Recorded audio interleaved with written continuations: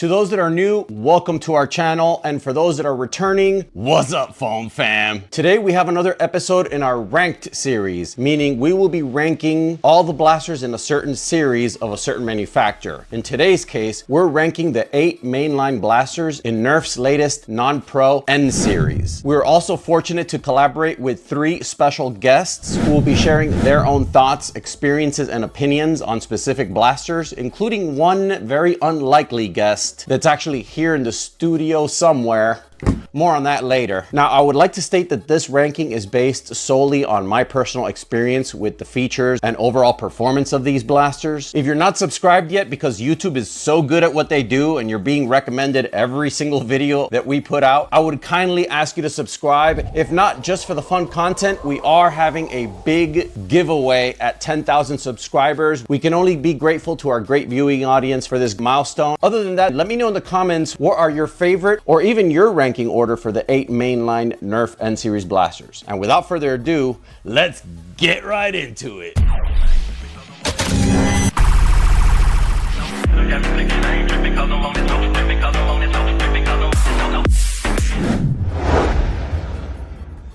Starting with 8th place, we have the Nerf N-Series Ward. This blaster has a 2-shot capacity. The darts are front loaded. It has a rear pull prime action. This is probably one of the first pistoloid mainline blasters of any line to feature a 2-shot smart AR instead of just a single front shot design, such as the Nightfinders and Fire Strikes of old. This is one of the few N-Series blasters that I actually reviewed, and for the most part, it's pretty comfortable, pretty ergonomic, but it's not without its flaws. It does have a condition to where when you fire the main dart, meaning the one in the top barrel, the lower dart sometimes partially ejects, and even in some cases I've witnessed it fully ejects, leaving you with no ammo after your first shot. Kind of annoying, but for the price point, which we're going to get into in a minute, it's not that big of a deal. However, the reason it did get dead last on my personal list is because it is the gateway blaster to get you acquainted with the N-Series ecosystem of darts. It could sometimes be found on sale under the $5 MSRP. I particularly picked this one up for $2 on sale at Target during the Black Friday holiday sales. Like I said, it's not really a terrible blaster, but it does have its flaws, and for somebody excited to try their first N1 blaster, it doesn't leave quite the first impression. But you don't gotta take my word for it. I got a couple of buddies that want to chime in.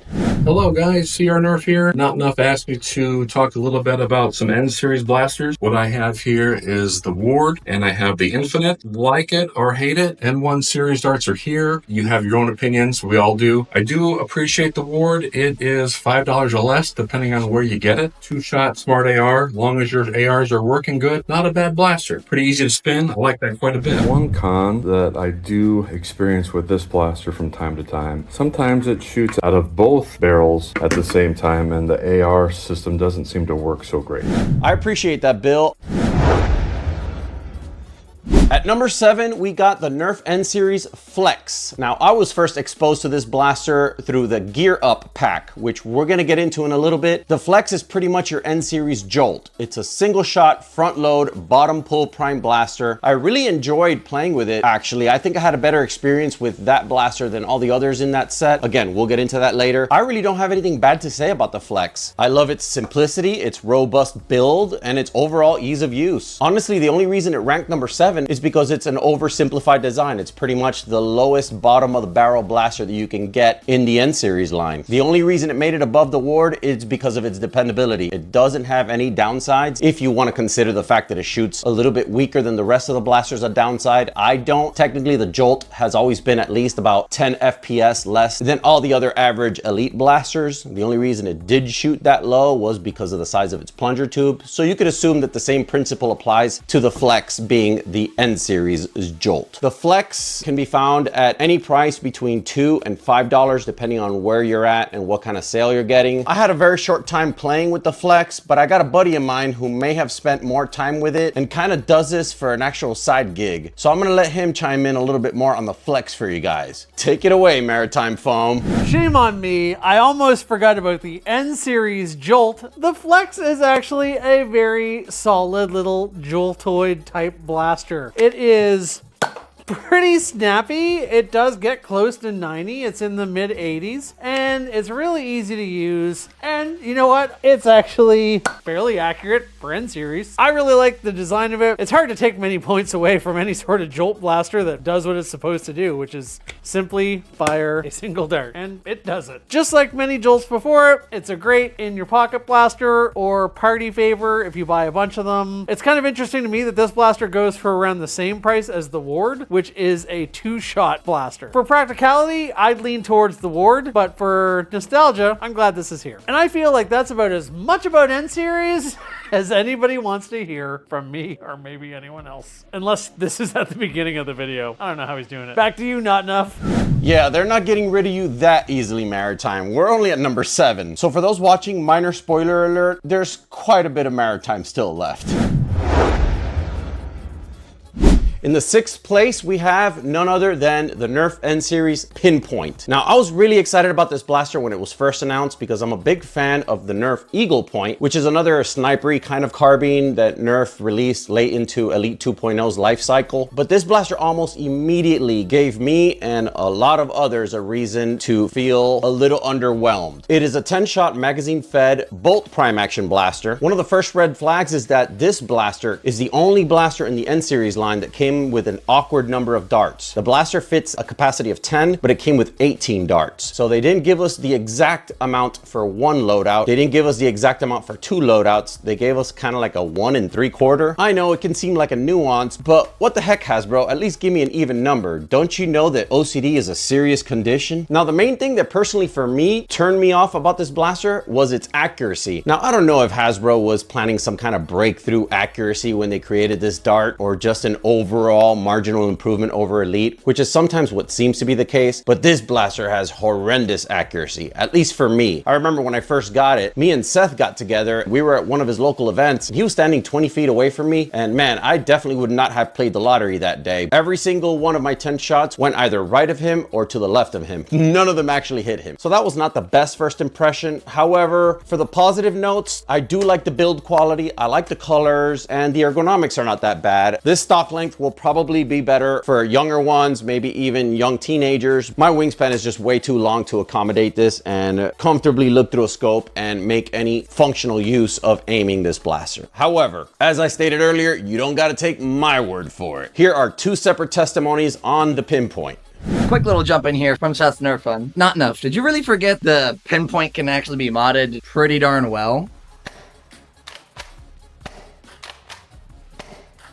The pop you can get out of it with just a couple minor modifications. I have a video on my channel too. You should probably check it out. There's also ways to make it shoot other kinds of darts, like Dr. Flux did in his video, but who am I to shout people out? Thanks a lot, Not Enough, for having me on this N-Series countdown. I am happy to be here. It makes me sad, but here I am with what I would probably rank the lowest in N-Series. That's right, even though my initial reviews of the Pinpoint were pretty positive, after playing with this thing as much as I have, I just can't deny the fact that kids have trouble using it. And that's the biggest problem. This blaster is actually pretty fun in isolation. If you're using it as an adult, you're using it carefully, you're priming it all the way back, all the way forward, you're using decent darts. It's actually a pretty fun plinker. If it was on a shelf for a few bucks and you were curious, it wouldn't be that bad of a choice. But for in the heat of the moment gameplay or as a gift for a kid, I just don't think I can recommend it anymore. I've actually taken it out of rotation for the games that I run with kids, like birthday parties and stuff like that, because as soon as I put all the blasters out, kids are drawn to the big scope and the big barrel and the cool snipery looks of this thing, and then they immediately jam all the ones I have, or had, I got rid of a few of them, and then they're just out of the game anyway, so I saved myself that frustration. A lot of the problem lies here in the priming bolt. When you prime it all the way back, you have to be really careful to prime it all the way forward. If you do a partial prime forward, or you're not deliberate, or if the dart's not in great shape, or a bunch of other factors, you can get a jam up in here. And then you are messed up. Of course, while I'm showing you this blaster, I will never have any jams because that's the way that these things go. But trust me, I have enough gameplay footage and have seen enough kids jam this that I just wish it was a little more reliable. Other things to note that's a problem with this and all of N-Series, I wish these mags could go in either way. If a kid loads this mag backwards, I have to use pliers or a screwdriver to empty it back out. See what I mean? I last used this mag at a birthday party and a kid loaded a bunch of N-Series darts backwards. Time to get out the long screwdriver. And here's one more little nitpick. I didn't think of it when I first reviewed it, but there's no finger guard here. Do you know how many times I've dropped this blaster because I was going to hold it by the finger guard? A lot. So the pinpoint, a valiant effort. I can see what they were trying to do, but just not a blaster that I would recommend for kids. I usually find N-Series blasters with internal mags have similar issues, but honestly, kids didn't have any trouble with the Strike Back or the Shadow Ice Storm one that both had N-Series internal mags. In all my testing, the most problems were always with the pinpoint. All right, not enough. Back to you. It just won't jam while I'm showing you. Appreciate it, guys. If there's anyone who I trust as far as their experience around kids with these blasters, it's exactly these two guys. Maritime runs a special events and party business where 90% of his events are Nerf parties, and Seth does identically the same thing, just down here in Florida. So I take those guys' opinions very seriously. In fifth place, we have the Nerf N-Series Agility. The Agility is a 6-shot revolving cylinder rear pull prime blaster, which you can prime two ways. You can use the pull lever to pull the prime back, or you could just grab onto the prime grip itself and use that to prime it. It's pretty much the Nerf N-Series version of the Disruptor. And for the most part, reception has been pretty positive. Most reviewers have praised its ergonomics, its ease of use, and the fact that it does everything it's set out to do. For the most part, it's accurate. Its FPS is in the range of most N1 blasters, between 80 and 90 FPS. I personally enjoyed its balance of power and accuracy. My only downside is, since I have big hands, this knuckle guard that the blaster has pinches down on my hand and restricts my grip to an extent. Something that I did not complain about with its evil cousin, the Wielder, which, like I said earlier, we will get to that shortly. That was included in the Gear Up pack. Ultimately, I do prefer this version, the Agility. It is the mainline revolver blaster in the N-Series line, essentially. The Agility had an original MSRP of $10,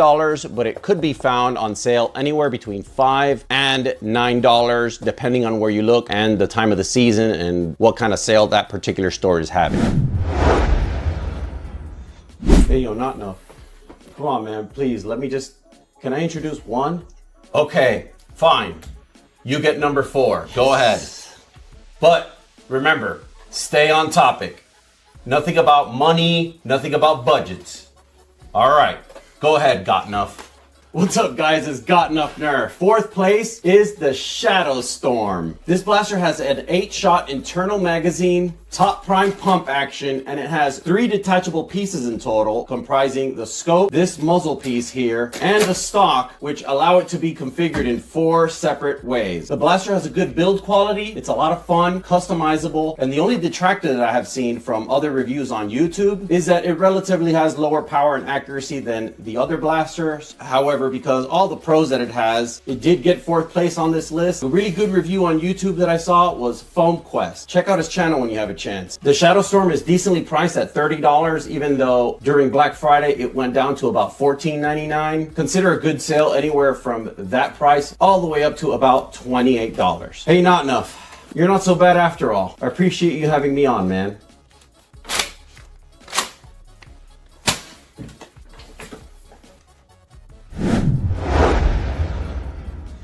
In 3rd place, we have none other than the, wow, it's hard to fit this thing into the frame, or at least in front of me. The Nerf N-Series Infinite. This is their highest capacity pump action springer. It is fed by a 40 dart belt mag combination of a thingamajig here. Don't know what you make of it, but it's a cool, innovative product. I don't think anything like this had ever existed before in the sport in general. For the most part, what I personally liked, as well as a lot of the other blasters as you've seen in this video, is the build quality and the color choice. I love how this teal hits the white, the orange, and the royal blue. Just a great combination of colors. The overall styling is okay. I do like the fact that it has a full top rail and a little subtle cheek rest here. The stock has the same thing going for it than the Pinpoint did. It's just good enough for a young child or a teen. However, the weight does not match that compactness of the blaster. It is kind of heavy because there's a couple of things going on here with this mechanism and with all the locks that I've been told. I haven't personally opened it up here, but I'll pass you over to a guest here in a few that will explain what all is comprised, the internals of this blaster, but it's a lot. But for the most part, I didn't have a bad time with it. It's high capacity. The accuracy could be better, but then again, that goes for like, I would say 85% if I'm being generous of the Nerf N-Series blasters. Keeps me wondering why innovate a new dart and completely change the base ammo type of this hobby at large if the product is only gonna marginally improve over what was elite, not even over what a lot of the standard 50 cal darts that are in the market right now, especially the new stuff coming out, from example, Dart Zone, like the Nitro Shot that we reviewed, the Chili's, the Waffles. I mean, there's infinite amount of darts right now, this being a 2024 release, that are better than N-Series. That's crazy to say, honestly. As far as the pros overall, it has an innovative design, it has high capacity, it has good power, generous dart inclusion. This blaster, as opposed to the Pinpoint, for example, does bring 2 full loadouts. It brings 80 darts. So you can carry 40 here, another 24 in your pouch, and you could fit 16 of them right here in the front, which is cool that they made something out of what would otherwise have been just empty dead space. So points on that inclusion, Hasbro. You can find the Infinite at most stores for an MSRP of $40, which for the most part, for what this blaster has to offer, is a pretty decent MSRP. However, you can find it on sale for much, much lower. I personally got this one for $14.99 during a crazy Black Friday day sale, but I have seen them for around $19.99 to $25 on normal sales. I do have a couple of guests that have something to say about this. I'll take you right to them. The Infinite. This is a pretty great blaster, having 40 darts of capacity. You can be blasting for a long time without having to reload. And if you do have to reload, you got that front onboard storage, which is pretty great. I like the shape of it. I like the size of it. I like the color scheme quite a bit. What I don't like, it's pretty heavy. And if you're an 8 or 9-year-old kid running around with this, you're going to get tired pretty quick. What am I saying? I get tired pretty quick using this blaster. So there's some pros and some cons, but overall, I think it's a pretty good pickup, especially if you can find it on sale. Another great thing about this blaster, it's got a lot of mod potential. There's a lot of creators out there doing some great things with this blaster with short darts and half darts, cut down N1 darts. So if you find that on sale, I think that'd be pretty great. Anyway, thanks again. Thank you to NotNuff for letting me be a part of this, and I appreciate this opportunity. Take care and good night, everybody.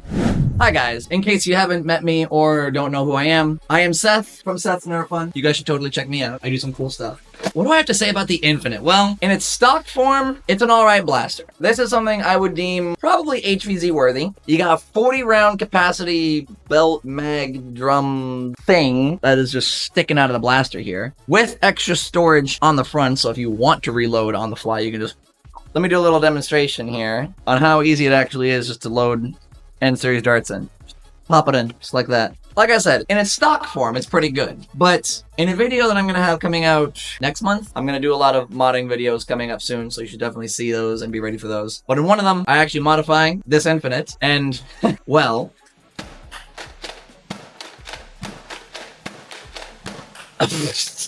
Oh my gosh, these darts are just cooking coming out of that barrel. And you take out the right locks and you work it correctly, you actually can have slam fun. This thing is hitting real hard.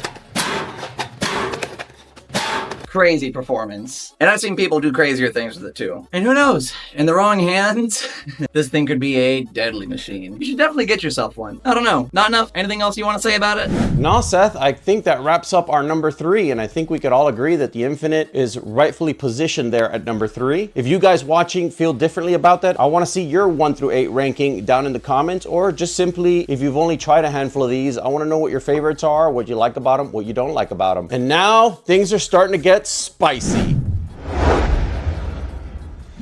Number 2, we have the Nerf N-Series Strike Back. pack. This blaster gives me a lot of reminiscence over the Nerf Rival Edge Saturn, a boomstick that is highly revered in the Nerf community as one of people's favorites. But this blaster has a lot of special things going for it of its own. Beginning with the bottom prime, which is very accessible, very easy. The slanted boomstick style grip, which everybody seems to like. Very tiny stock, but in this case it works because most of the time you're going to be shooting from the hip or even one-handing this blaster. 6-shot internal mag, which is pretty awesome. Nerf did learn what worked and what doesn't, and I think the internal load blasters that they have, the other one being the Shadow Storm, are two of the most accessible blasters on this list. Ideally, because it's just simple for a kid to just throw darts in there and go at it. One of my guests will be able to go into the intricacies of why that's so convenient, but I just find it easy for me. For example, I don't have to tote a bunch of mags. I can literally just carry the onboard ammo, which is a generous amount. We got three, that's 6 in the front and 6 in the back. Pretty awesome. And the blaster does come with 18 total, so they give you 3 full loadouts. This blaster just has a lot going for it. Cool little gimmick, how this slide comes back, and then when you fire,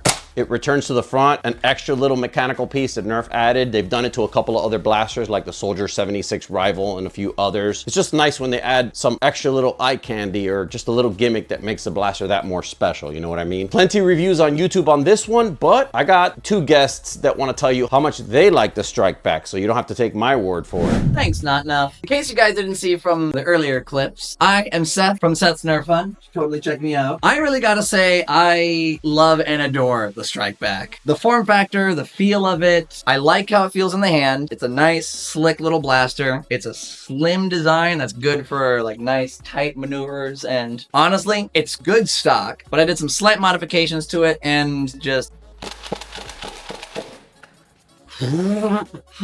just rapid firing this thing. The amount of extra darts you can carry on it as well. There's 2 sets of 3 dart holders on either side of the blaster, and then there's 2 sets of 3 in this mini stock, if you will. I wouldn't use a stock personally. I mostly just kind of use it as like an arm brace, if anything.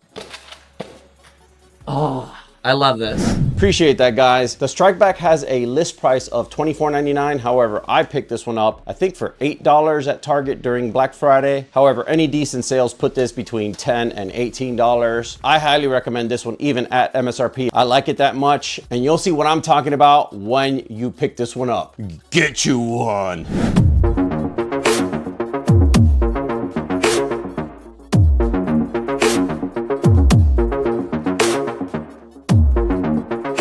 Honorable and dishonorable mentions. There are some other blasters that are not on this list, and I'm going to explain why they're not. There's the Triple Action Pack, which is basically just 3 reshells of the Ward. They all do exactly the same thing. They function exactly the same. They just look different, and perhaps one has a little bit more plastic than the other, but essentially they're just 3 different variations of the Ward. So we pretty much covered that when we talked about the Ward. If you know something that we don't, if you have discovered that maybe one of these 3 blasters has a secret improvement over the Ward, let us know down in the description. We find out half the things that we do because of our awesome community. So I appreciate you guys for that. The second set of blasters that we're not covering, as I mentioned earlier, is the Gear Up pack. Now, this is also one of the other few N-Series products that I reviewed on this channel. It basically includes 2 different versions of the Flex, which is essentially the same thing as the Flex, front load, single action, bottom pull prime blaster. That was actually my first experience. And it also has a weird variant of the Agility where it has almost a matching shell of the Agility without the knuckle guards. However, it is bolt action, but instead of having the 6-round cylinder that the Agility has, it has one of the biggest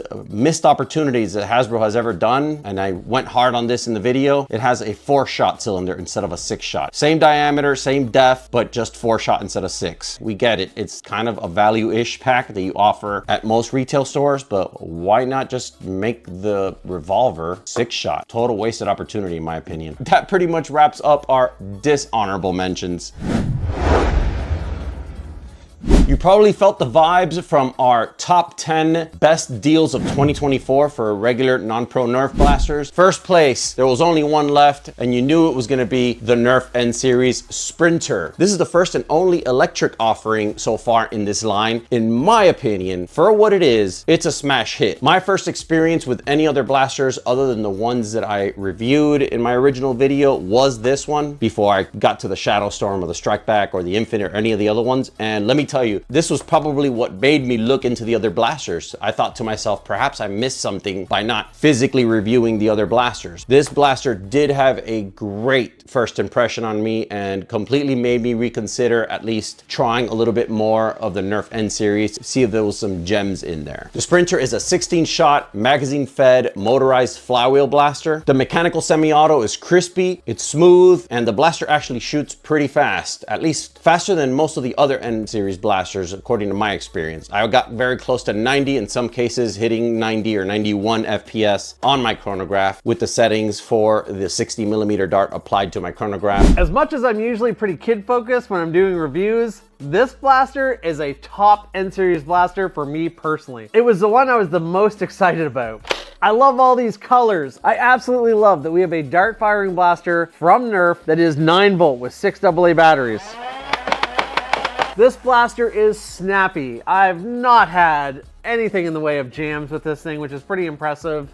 This blaster is so worth checking out. One issue for everybody, you can't buy extra packs of mags yet that I know of, and it only comes with one. And another thing for some of you is going to be, I don't want to use N-Series darts no matter what. Well, for the hobbyist people, there are actually kits of parts to convert the Sprinter over to half darts. Pretty cool, and I will be doing that. But honestly, I'll only be doing that with one of them because I don't mind this one using the N-Series darts.